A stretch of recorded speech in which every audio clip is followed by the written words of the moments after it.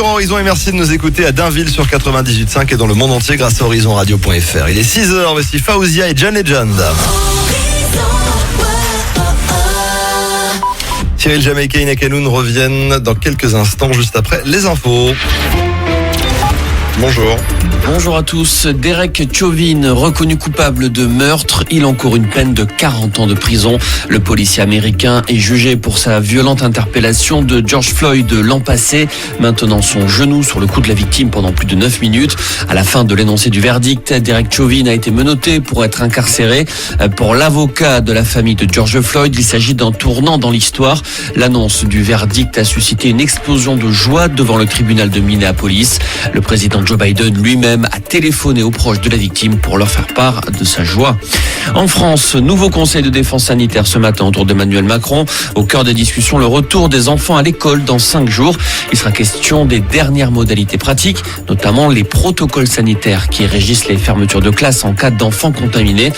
Par ailleurs, il sera aussi question de la campagne de vaccination, alors que l'Agence européenne des médicaments a donné son feu vert au vaccin de Johnson & Johnson.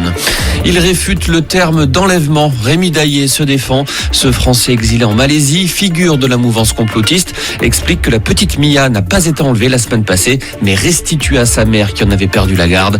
Reste qu'un mandat d'arrêt international a été lancé contre lui.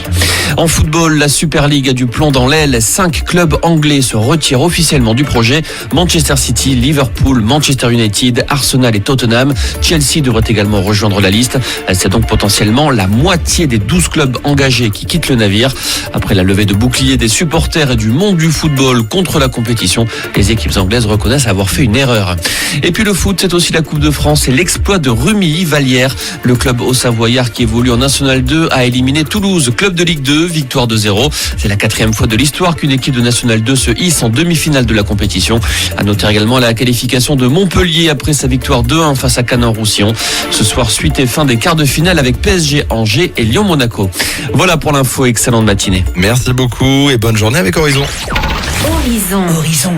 Allez, Faouzia et John Legend arrivent pour les prochaines minutes sur Horizon et Cyril Jamet et Kaina Kanoun seront également de la partie pour de bonne heure et de bonne humeur, bien sûr, dans quelques minutes. C'était Eric Delfino, je vous salue bien, ce fut un grand bonheur et vous savez quoi? C'était tellement bien qu'on va se retrouver demain de très bonne heure et de bonne humeur sur Horizon. Bon mercredi, salut tout le monde. Now this might be a mistake that I'm caught